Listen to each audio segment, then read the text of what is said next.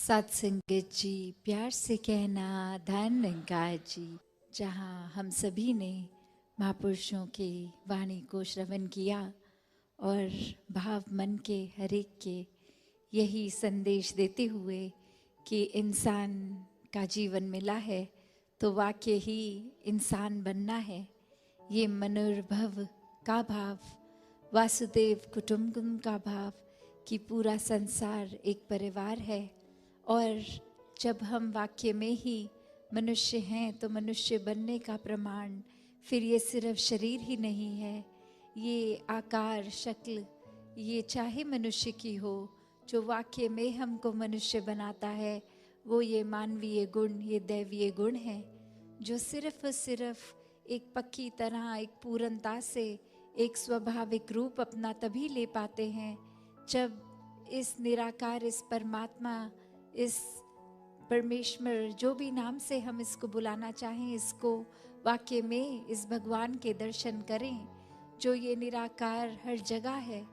इसके दर्शन करके ब्रह्म ज्ञान द्वारा जब अपने जीवन में फिर इसका एहसास हर समय करते हुए भक्ति करी जाती है, हर पल में, हर कार्य में इसको शामिल करके हर पल में, तो वाकई ही ये प्रेम का रिश्ता बनता है, ये प्रेमा भक्ति की शुरुआत होती है।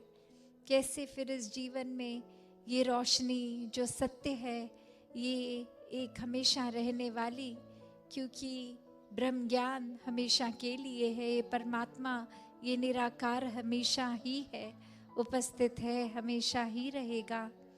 तो कैसे इसको एक इंसान जीते जी ही देख सकता है। और ये सिर्फ वो बात नहीं कि एक बारी ही देखा जाए, ये तो फिर एक बारी पहले जैसे ही ब्रह्म ज्ञान मिलता है तो ताउम्र हर पल के लिए देखा जा सकता है।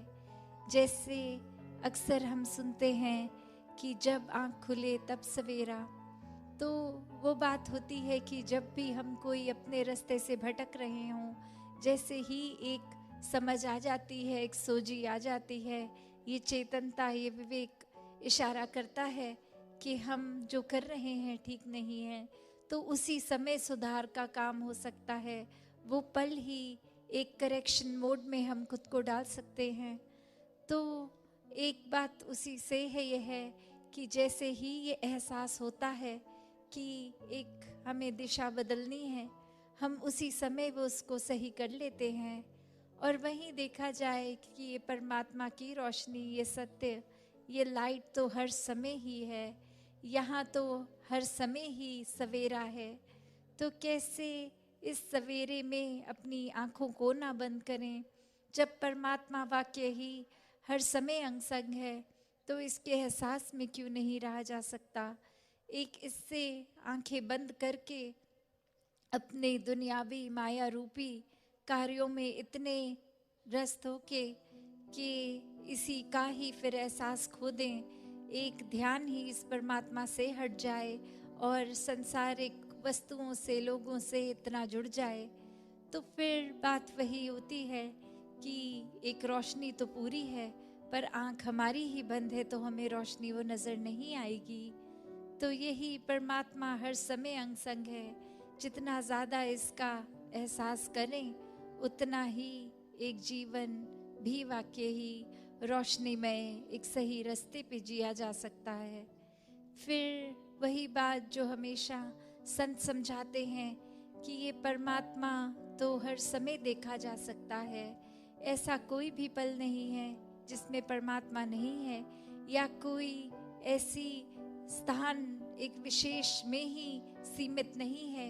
ये तो असीम निराकार है, जो जितना भी आज तक हम इस ब्रह्मांड को जानते हैं उससे भी ये वास्ट, ये हमेशा चलता ही रहने वाला, इसका कोई अंत ही नहीं है, कि हर समय ये परमात्मा देखा जा सकता है। God can be seen every moment, in every aspect, in every place. It's not just limited or confined. तो ऐसा ही हर समय we can see God with our eyes, with this openness, this vastness that we see. The distance between two people, as we see, is an empty space, but in reality that consists of God, this divine light, this truth. तो कैसे ये एक दूसरे के ऊपर हमारी अगर नज़र भी पड़ती है तो इसके बीच में कहने को तो ये खाली स्थान है जो इस नज़र से देखेंगे, पर ब्रह्मज्ञानियों को, ये संतों महात्माओं को पता है कि ये खाली जगह भी खाली नहीं है, इसी में परमात्मा है। इसी का जो ये खाली स्थान नहीं कोई ऐसा जहाँ परमात्मा नहीं है। ये इंसानी शरीरों के अंदर भी यही परमात्मा है जो अंग संग हमेशा हर जगह है। तो कैसे अपने जीवन में जब ये बात घर कर लेती है, ये समझ आ जाता है ब्रह्म ज्ञान, तो हर पल ये बेरंगे रूप में ही ये परमात्मा हर एक में भी दिखता है।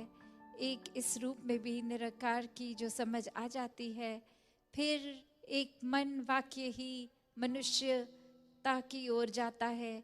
फिर ये दैवीय गुण, ये मानवीय गुण स्वयं ही आ जाते हैं। और यही बात फिर सुकून की भी आती है कि कैसे ये एकत्व में सुकून है।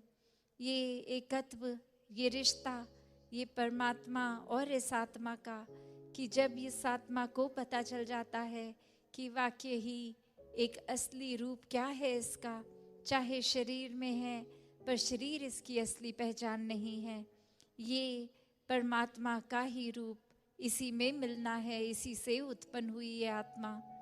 तो ऐसे ही जीवन को जो समझ लेते हैं वो ही मोक्ष और मुक्ति, ये साल्वेशन के हकदार होते हैं। तो ऐसा जीवन हर किसी के हिस्से में आ सकता है, हर कोई इस जीवन को जिया जा सकता है। एक बात फिर वही आ जाती है कि जब भक्ति कर रहे हैं तो वो माइंडसेट, वो दिल का भाव, वो एक दृष्टिकोण क्या होता है, वो फिर शुक्राने भाव का, जिसमें फिर ये हर पल में सुकून ही महसूस होता है। फिर ऐसी कोई भी एक चीज़ एक दिल को इतना ज़्यादा तंग नहीं करती, डिस्टर्ब नहीं करती। एक कुछ भी हो उसमें भक्त हर समय में ये देख लेते हैं कि अभी अगर ऐसा है तो भी बहुत अच्छा है, अगर हमारे मन मुताबिक कुछ होता तो शायद वो इतना अच्छा ना होता जो परमात्मा की रज़ा से हो रहा है। इसमें कितना ही बेहतर है हमारे लिए, वो हमें दिख रहा है या नहीं, पर उसमें बेहतरी ही है हमारे लिए। तो भक्तों ने हमेशा यही सिखाया है, जितना इस परमात्मा के रंग में रंगे रहेंगे, इसके प्यार में चूर रहेंगे, उतना ही हमारा सुधार होता जाएगा, उतना ही हम प्यार बनते जाएंगे। और फिर बहुत एफर्टलेसली ये अच्छे गुण हम में आएंगे जो हमें हर जगह एक बिना किसी मेहनत के वो बटोरे जाएंगे, आराम से बांट सकते हैं फिर वो।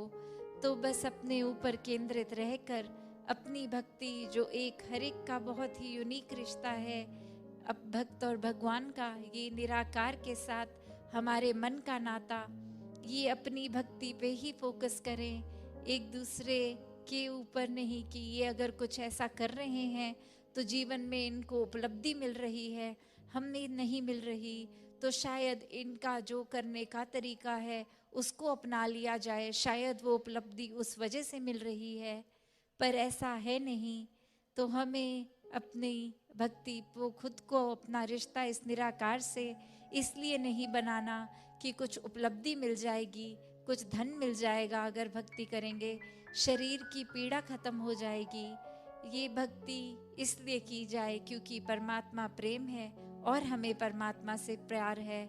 सिर्फ प्यार की वजह से ये बेशर्त एक भक्ति बने, ये प्रेमा भक्ति बने, हर कोई ऐसी ही प्रेमा भक्ति को करता चला जाए। सात संगत जी, धन निरंकार।